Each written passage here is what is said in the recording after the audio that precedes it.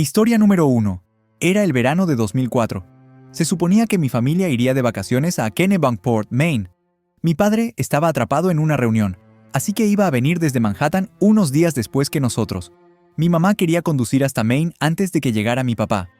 Fue muy molesto para mí en ese momento, pero no teníamos otra opción. Mi hermano, mi hermana y yo subimos al auto y comenzamos el viaje, que era alrededor de las 14:00 en ese momento. El viaje transcurrió sin incidentes, pero hubo varios retrasos, y terminamos llegando mucho más tarde de lo planeado originalmente. Debido a esto, los dueños de la casa que estábamos alquilando se habían acostado a pasar la noche y no pudimos comunicarnos con ellos para obtener las llaves. Suena como una planificación horrible, pero aparentemente fueron bastante estrictos con el tiempo para recoger las llaves. Mi mamá decidió que quería langosta, así que fuimos a uno de nuestros lugares favoritos. Llamó a mi papá para ver si podía hacernos reservaciones en un hotel en Kennebunkport desde Nueva York. Mientras comíamos, estábamos disfrutando de la langosta cuando un chico se acercó y comenzó a charlar con mi mamá. Pensé que era solo un local amigable que estaba conversando. Durante esto, mi papá llamó a mi mamá y ella se disculpó para hablar con él. Aparentemente, todos los hoteles estaban reservados para pasar la noche. Imagínate, en plena temporada de vacaciones en Kennebunkport. El plan era que condujéramos hasta el pueblo más cercano y simplemente encontráramos un lugar donde quedarnos hasta que pudiéramos recoger las llaves de nuestra casa de vacaciones. Aparentemente, el local había estado escuchando la conversación de mi mamá y regresó cuando ella colgó el teléfono. Quiero decir que no había nada exteriormente extraño en él. Era un chico de muy buen gusto. Lucía limpio, sin pretensiones y parecía alimentarse de la clientela. Le dijo a mi mamá que tenía una casa grande, con una gran casa de huéspedes, y que éramos más que bienvenidos a quedarnos, y que a su esposa no le importaría. Mi reacción fue que no había manera en el mundo en la que me quedaría en la casa de un tipo al azar, en el espeluznante Maine, en la oscuridad. Sin ofender a nadie de Maine, pero las calles se ponen espeluznantes.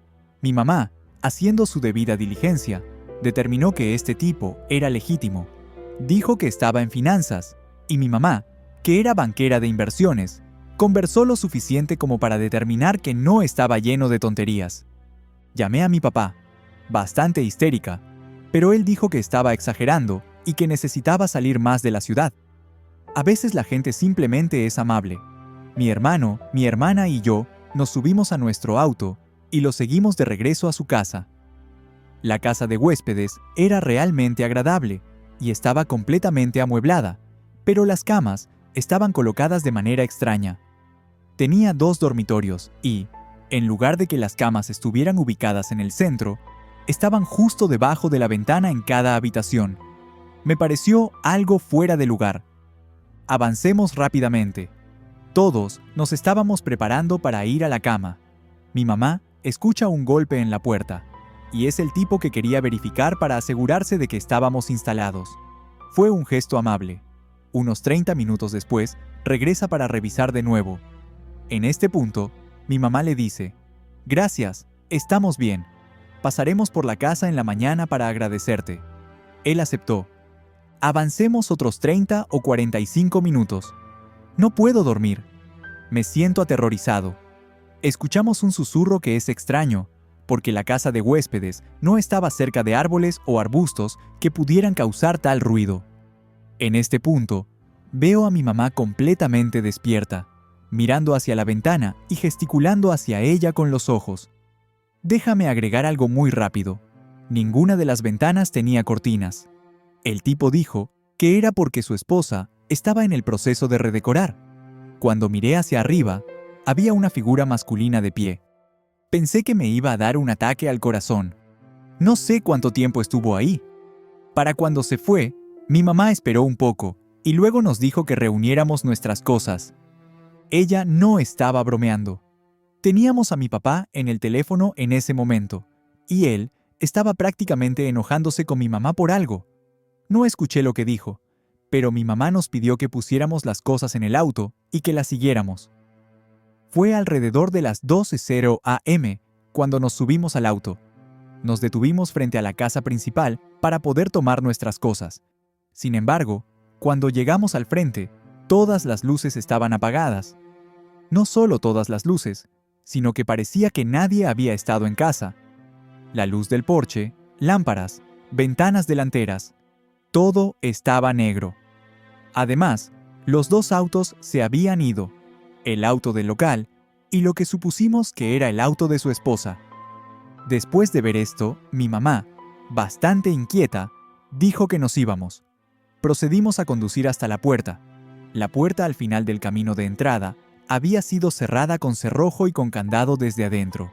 Era una puerta muy fuerte, así que mi papá dijo que aceleráramos. Estábamos en un SUV grande, así que simplemente la atravesamos. Condujimos de regreso directamente a la ciudad de Nueva York, sin hablar en todo el trayecto. Nunca regresamos a Maine, y mis padres se niegan a hablar de ello. Le pregunté a un miembro de la familia una noche cuando estaba borracho, y todo lo que dijo fue: ¿no te dijeron que los verdaderos dueños de esa casa estaban de vacaciones? Asumo que mi mamá o mi papá hicieron un seguimiento con las autoridades locales y descubrieron algo, pero nunca nos lo dijeron. No sé quién era ese hombre, ni qué estaba planeando esa noche. Tenía curiosidad por saber si había asesinos en serie o conocidos en esa área en ese momento. Segunda historia. El extraño en la cafetería. Estaba viviendo en Asheville, Carolina del Norte, en ese momento, y frecuentaba una cafetería local. El día que conocí a este chico fue como cualquier otro. Entré a la tienda, pedí mi café y me senté a leer el periódico local.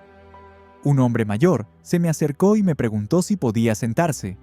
Había ido allí para conocer gente nueva, y normalmente iba por los chicos más jóvenes, pero pensé, ¿qué demonios? Así que dije que sí. Él se sentó y comenzó a hacerme preguntas, como dónde trabajaba, dónde vivía, si tenía parientes, etc. Por supuesto, también le hice preguntas, y descubrí que era un vendedor ambulante que viajaba por la I-40, desde Ohio hasta Asheville. La última pregunta que me hizo fue cuántos años tenía. Cuando le dije, apenas lo creyó. Parecía mucho más joven de lo que era. Tenía 29 años, pero supongo que parecía un adolescente. Parte de mi costumbre era mostrarle a la gente mi identificación, así que se la mostré a él también.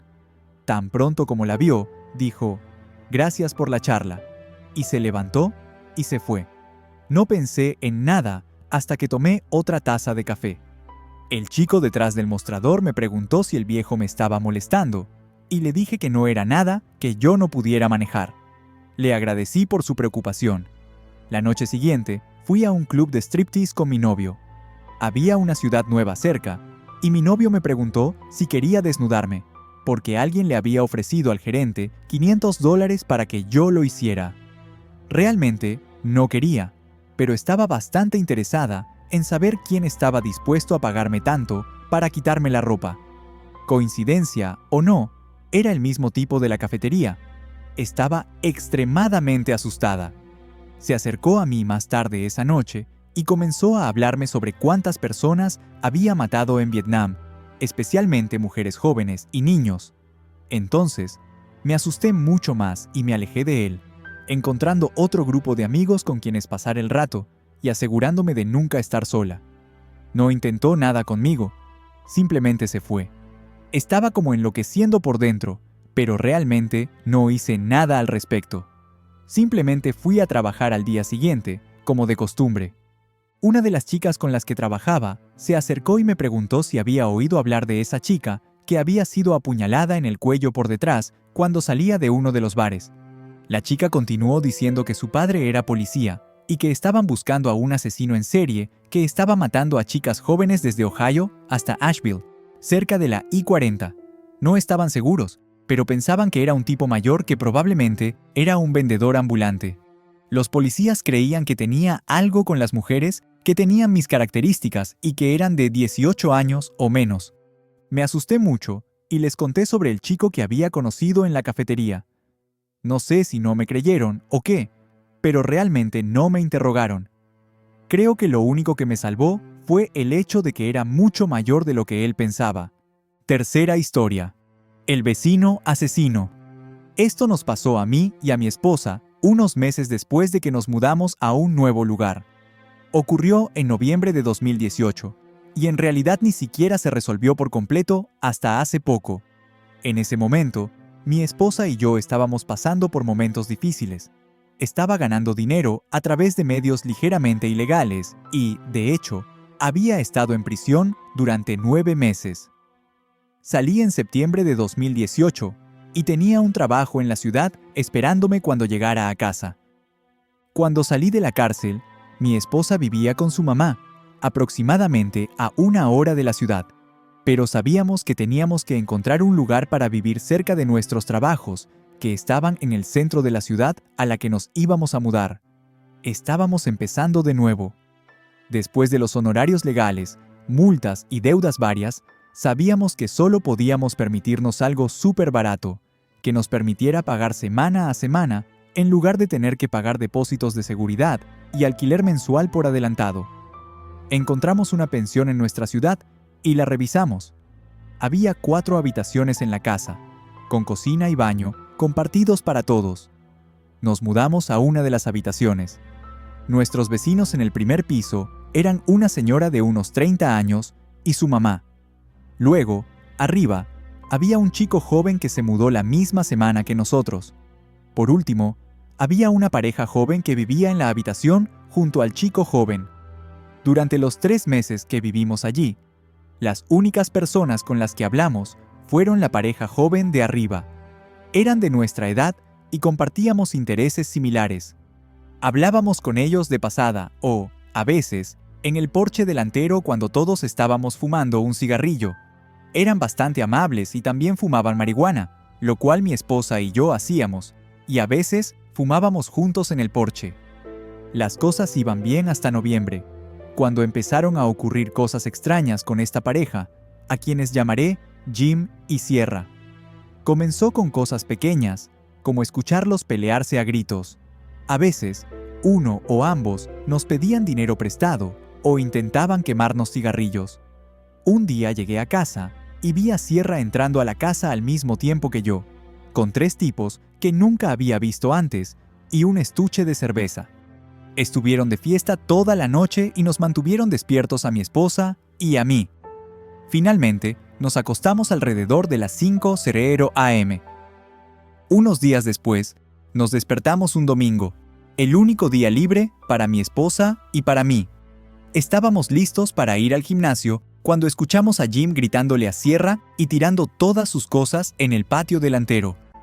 La estaba llamando todo tipo de insultos y le dijo que se fuera de su vida. Discutieron durante 3 horas y, finalmente, alguien recogió a Sierra. Tuvimos una semana de paz y tranquilidad. La semana siguiente, sin embargo, Sierra regresó, y las peleas y gritos fueron constantes. Una noche, era martes, el día antes de mi cumpleaños. Mi esposa y yo habíamos trabajado ese día, y estábamos relajándonos después del trabajo. Fumamos un poco de marihuana alrededor de la 1:00 am, y pusimos una película para reírnos. Durante todo el tiempo que veíamos la película, podíamos escuchar a Jim y Sierra gritándose. Podíamos escuchar los pisoteos mientras se movían arriba, en la habitación justo encima de nuestro techo. El ruido duró toda la película. Parecía que después de que terminamos la película, ambos habían dejado de pelear. Decidimos aprovechar el silencio e intentar dormir. Mi esposa me despertó en medio de la noche, sacudiéndome y mirando hacia mi lado de la cama. Estaba tan cansado que pensé que había visto un insecto grande y quería que lo matara. Me di la vuelta para levantarme, y cuando lo hice, vi a un hombre de pie junto a mi cama, hurgando en mi mesa de noche. Tenía un galón de leche vacío en la mano. Después de darse la vuelta y mirarnos a los ojos, se levantó de su posición encorvada y me miró. Pateé mis pies al suelo y me senté en la cama, mientras él comenzaba a retroceder lentamente, un paso a la vez. Finalmente, me di cuenta de que era Jim. Estaba revisando mis cosas y sosteniendo un galón de leche vacío. Aún medio dormido, con calma le dije: «¿Qué pasa, Jim? ¿Por qué diablos estás en nuestra habitación, amigo?» Después de unos segundos, Jim preguntó: ¿Puedo tomar prestado el auto o pueden llevarme a la gasolinera y regresar rápido? Gracias a Dios por mi esposa, que ya estaba completamente despierta. Ella dijo, Jim, rompiste en nuestra habitación. No, no puedes tomar prestado nuestro auto. Ahora lárgate de aquí, maldito raro. Sorprendentemente, Jim se fue, pero no se fue lejos. Salió corriendo por la puerta principal y comenzó a correr por la calle hacia la gasolinera. Miré a mi esposa, y antes de que pudiéramos decir algo, nuestro otro vecino de arriba bajó y nos dijo que Jim y Sierra habían estado peleando peor de lo que jamás había visto. Como no habían escuchado ningún ruido procedente de su habitación durante aproximadamente una hora, mi esposa, que se sentía protectora, nos dijo que subiéramos las escaleras y revisáramos. Subimos, y la puerta de la habitación de Jim y Sierra estaba cerrada pero no bloqueada. Golpeé y llamé a alguien, pero no hubo respuesta. Mi vecino giró el pomo y empujó la puerta. En la pared trasera de la habitación, Sierra estaba acostada en el sofá, boca arriba. También notamos que el piso y el techo habían sido cortados, como si alguien hubiera intentado entrar al piso o al techo por alguna razón. Mi vecino y yo caminamos hacia el sofá, pensando que Jim la había dejado inconsciente, pero cuando llegamos a ella, nos dimos cuenta de que había sangre en el sofá, en finas rayas por la pared, y sangre por toda ella.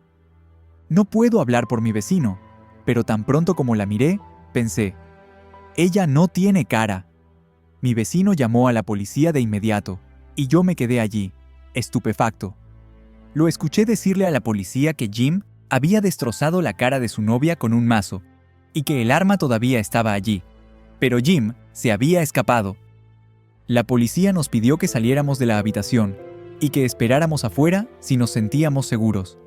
Vino la policía y pusieron una orden de búsqueda para Jim. Lo encontraron aproximadamente una hora después, corriendo por la calle. Después de hablar con la policía, dijeron que parecía que Jim estaba tratando de encontrar la tubería de gas en la casa. Probablemente quería que lo lleváramos a la gasolinera a buscar combustible para ayudarlo a quemar la casa, con Sierra adentro. Después de que la policía se fue y todo se calmó, mi esposa y yo nos miramos como diciendo, ¿qué demonios? Tuvimos que llamar al trabajo al día siguiente porque había 2 camionetas de noticias afuera toda la mañana. Cada vez que salíamos a fumar o algo así, los periodistas nos acosaban para que les diéramos una entrevista. Terminó siendo un pequeño segmento en las noticias locales, con un párrafo corto en el periódico y un segmento de 1 minuto en el canal de noticias local. Pero sí, así fue como me encontré cara a cara con un asesino, justo después de que mató a su novia, en la misma casa en la que estábamos. Cuarta historia. El hombre de la camioneta blanca. Vivo en un pueblo muy pequeño, rodeado de bosques, lagos y ríos. Un día, fui a una gasolinera familiar a comprar comestibles. Cuando salí del camino de entrada, había una camioneta blanca, conducida por un caballero mayor, entrando a la tienda. Mientras esperaba para salir a la carretera, lo vi pasar junto a mí. Pensé que era el tío de mi amigo, que tenía una camioneta igual, y desde la distancia se parecía a él. Pero, mientras lo miraba, el tipo se giró para mirarme, y me di cuenta de que no era el tío de mi amigo en absoluto. Miré a los ojos más fríos y malvados que jamás había conocido. Conduje a casa ese día pensando en asesinos en serie, asesinos y bichos raros, antes de convencerme de que mi imaginación se estaba volviendo loca. Pero, más tarde, en 2008, una señora de nuestra ciudad conoció a este tipo con su camioneta en otra gasolinera, a unos kilómetros de la ciudad. Él dijo que estaba buscando un lugar para acampar que fuera gratuito y que no tuviera que registrar nada. Ella supuso que no tenía hogar y que no tenía suerte. Así que le dio indicaciones para llegar a un sitio, y le dijo que simplemente la siguiera. Eventualmente, llegarían a su casa, pero si seguía conduciendo unos kilómetros más, encontraría el lugar. Más tarde ese año, ella se asustó mucho cuando supo quién era este tipo, y le mostró a la policía dónde vivía.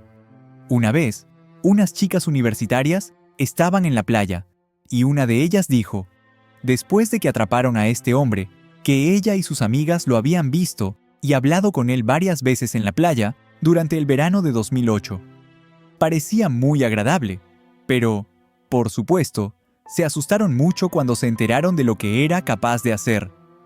En diciembre de 2008, una señora de nuestra área desapareció. No voy a entrar en detalles sobre eso aquí, pero puedes buscarlo en Google y leer al respecto. Fue un caso terrible.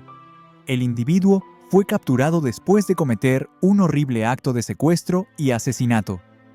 Fue a Georgia y secuestró y asesinó a una joven. Si buscas en Google el asesinato en Blood Mountain, Georgia, sabrás de quién estoy hablando. Al menos creo que lo harás. Es real. Fue realmente extraño saber que lo había visto una vez después de todo lo sucedido. Vivía tan cerca y probablemente pasó por mi casa muchas veces antes de que secuestrara y asesinara a esta señora de nuestra área. Quinta historia. El hombre en la parada de descanso. Este encuentro ocurrió en el verano de 2006, cuando tenía 20 años. No saqué mi licencia de conducir hasta enero de ese año, y conducir me abrió tantas puertas que tomé muchos viajes por carretera en solitario para visitar a mis amigos. También parezco bastante joven para mi edad, y a menudo me confundían con una estudiante de secundaria de unos 20 años. Conducía sola por la I-78 un día de julio, de camino a visitar a un amigo en el sur de Pensilvania durante un fin de semana largo. Sus padres no estaban y teníamos la casa para nosotros solos. Planeábamos beber, tomar un jacuzzi y ver el documental de Planeta Tierra borrachos, ya que acababa de salir. Quizás también correríamos por algunos campos de maíz por la noche. Estaba tan emocionada. El viaje fue genial, escuchando buena música, y fue un hermoso día para conducir. Justo después de cruzar la frontera de Nueva Jersey a Pensilvania, me detuve en una de las primeras paradas de descanso para cargar gasolina y comprar bocadillos para la última parte de mi viaje. He tratado de averiguar qué parada de descanso era, pero no tengo idea. Era una estación de servicio con un mini-mart grande. Enfrente de la estación estaba la rampa de regreso a la I-78 West, y paralela a la rampa de entrada había un camino de tierra, que entra en juego más tarde. Me dirigía a la tienda cuando un hombre de entre 30 y 40 años se me acercó. Era un tipo fornido y bastante alto. Yo mido 5'1". Tenía una camiseta negra lisa y unos jeans. Tenía cabello castaño oscuro, bigote y perilla. Acababa de salir de una camioneta negra estacionada a unos cuantos espacios de mi auto. Tenía una mirada súper intensa e inmediatamente me asustó. Simplemente irradiaba una energía loca. No suelo tener malas vibraciones con la gente, pero esto era simplemente extraño. Se paró demasiado cerca, con su mirada loca, directa y concentrada. Sus palabras eran extrañas y activaron todas mis alarmas. Me preguntó si era de la zona, a pesar de que tenía matrícula de Connecticut. Me preguntó a dónde me dirigía y si sabía de algo divertido que hacer, porque él tenía planes más tarde y tiempo que matar antes. Me invitó a jugar minigolf o a ver una película con él. No respondí a ninguna de sus preguntas. Rechacé su invitación para salir con él y le dije que no conocía muy bien el área. Me alejé hacia la tienda. Estaba atónita porque me había pedido que fuera a algún lugar con él. Fue tan aleatorio e incómodo. Mientras se alejaba, en realidad gritó: «Eres hermosa», con un volumen y tono que me erizó los pelos de la nuca. Fue súper agresivo e inapropiado. Incluso asustó a una familia que estaba saliendo de la tienda en ese momento. Fue tan ruidoso que entró a la tienda poco después y solo me estaba mirando, así que fui a usar el baño y me quedé allí al menos 10 minutos, enviándole mensajes de texto a mi amigo sobre este asqueroso tipo. Cuando salí, afortunadamente, ya no estaba en la tienda, así que me tomé mi tiempo para comprar mis bebidas y bocadillos. Croquetas agrias y brillantes y mezclas de frutos secos eran mi comida obligatoria para el viaje. Luego salí a cargar gasolina en mi auto. Me sentí aliviada de que su auto se hubiera ido y comencé a pensar en el resto de mi viaje. Estaba emocionada de ver a mis amigos. Cuando me detengo en la carretera para regresar a la autopista, escucho a alguien tocar la bocina persistentemente y veo este espectáculo de terror en el camino de tierra paralelo a la rampa de acceso. Estaba en su camioneta, tocando la bocina, gritando y saludándome para que condujera hacia él. Estaba directamente frente a la gasolinera y había estado esperando a que me detuviera. Inmediatamente me asusté y aceleré por la rampa de regreso a la I-78. Él entró a la autopista detrás de mí. Llamé a mi amigo, muy asustada. Conduje rápido, probablemente peligrosamente, y mirando hacia atrás, tengo suerte de no haber tenido un accidente. No me siguió por mucho tiempo, y después de algunas salidas, finalmente logré separarme de él. Mi amigo y yo teníamos un plan de respaldo. Si volvía a ver su auto, me dirigiría a una estación de policía en el pueblo más cercano a su casa, en lugar de ir directamente a su casa y llevar al monstruo con nosotros. Afortunadamente, no volví a ver el auto. Llegué a la casa de mi amigo, sana y salva, y pasamos un buen fin de semana. El encuentro fue definitivamente espeluznante, pero todo terminó bien. Durante años, no. Pensé mucho en ello. Sin embargo, en 2014, estaba hablando con otra amiga que estaba muy interesada en los asesinos en serie, y le mencioné mi encuentro en broma, sugiriendo que quizás había conocido a uno. Le conté mi experiencia, y ella estaba fascinada. Quería buscar en Google los asesinos en serie activos en el área de Pensilvania en ese momento. El primer resultado fue para Adam Leroy Lane, y se parecía casi exactamente al hombre que conocí en 2006. Podría haber sido mi mente, llenando los espacios en blanco. Pero las características básicas: hombre de 40 años, alto, fornido, con cabello castaño, bigote y perilla. Y la hora y el área coinciden en mi memoria.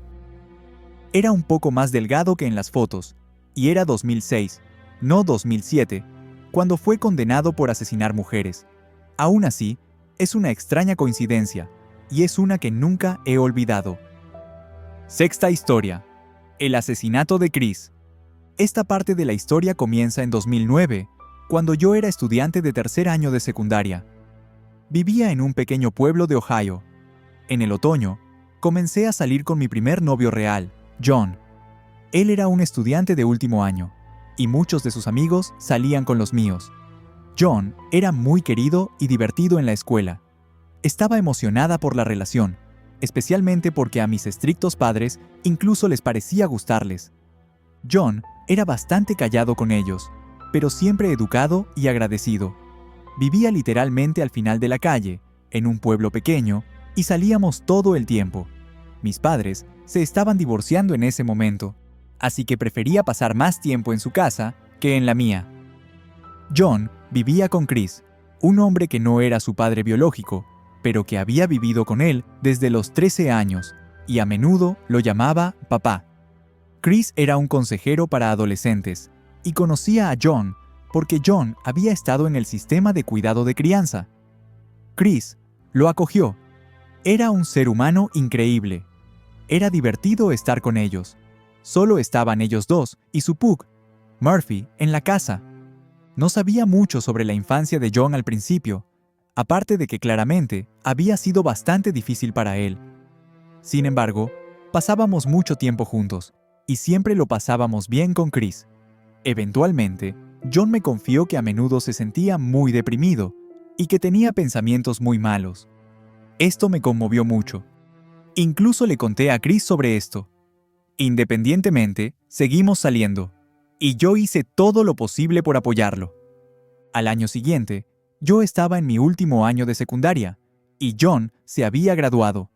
Sin embargo, en realidad no estaba haciendo nada.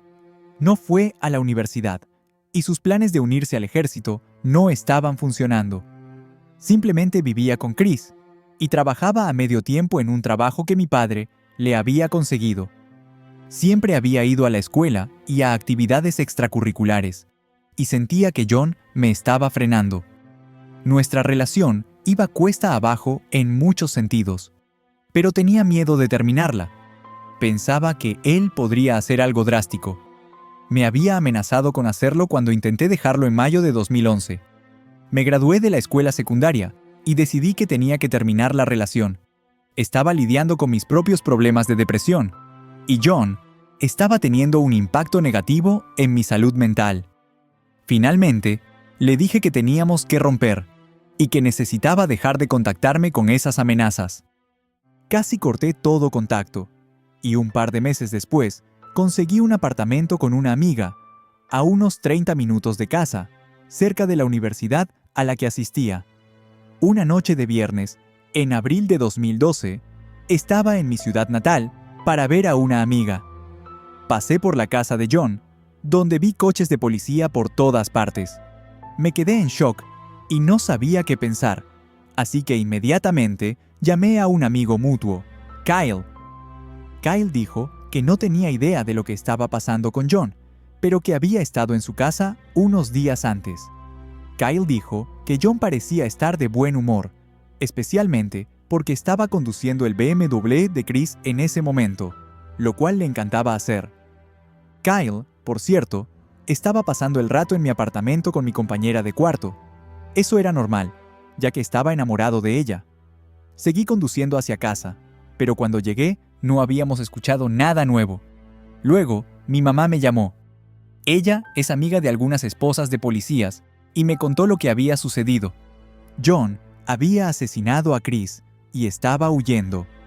Alguien había llamado para un control de bienestar después de no haber escuchado noticias de Chris durante un tiempo, y la policía había encontrado su cuerpo en casa.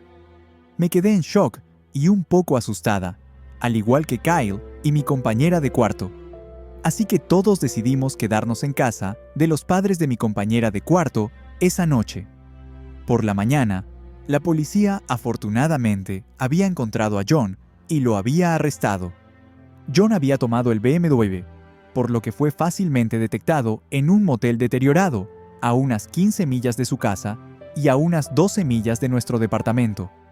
Cuando se conocieron los detalles, todo fue aún más aterrador. Fue un homicidio brutal, y había ocurrido días antes de que se encontrara el cuerpo. Eso significaba que John había estado pasando el rato en casa de Kyle entre cometer el asesinato y ser arrestado, simplemente jugando videojuegos con indiferencia, contándole chistes a la hermana pequeña de Kyle, actuando como si todo estuviera bien, mientras tenía el cuerpo de Chris metido en el congelador de su casa. Es una locura pensar en cómo alguien puede ser tan psicópata. Realmente no hubo una explicación. John intentó declararse loco inicialmente, pero finalmente lo consideraron competente. Luego se declaró culpable y fue condenado de 30 años a cadena perpetua. Obviamente, he contado esta historia desde mi perspectiva, pero la persona que realmente importa en esto es, por supuesto, la víctima, Chris. Era realmente un santo de ser humano. Había sido mi modelo a seguir durante tantos años. Uno se pregunta cómo pudo sucederle algo tan horrible a alguien tan bueno, y en manos de alguien a quien había dado todo, alguien a quien había amado, en quien había confiado y a quien veía como un hijo. Es horrible. Chris dedicó su vida a defender a niños como John. El centro local donde trabajaba lleva ahora su nombre, al igual que la calle en la que se encuentra. A menudo me pregunto por qué sucedió todo esto. Chris y John se llevaban bien casi todo el tiempo. Aunque John claramente tenía problemas de salud mental, nadie pensó que realmente lastimaría a alguien. Pero claramente había algo muy mal con John, y todos lo habíamos pasado por alto. Dicen que, en retrospectiva, todo se ve más claro, y definitivamente puedo mirar hacia atrás y pensar en algunos casos extraños con él. Astuto, manipulador y finalmente enojado. Mostró todos esos rasgos, pero tuve la suerte de no experimentar ninguna violencia a manos de John. Desearía poder decir lo mismo de Chris. Estoy agradecida por el tiempo que pude pasar con Chris y por el impacto positivo que tuvo en mi vida durante ese tiempo. Sé que también tuvo un efecto positivo en muchas otras vidas. Que descanse en paz.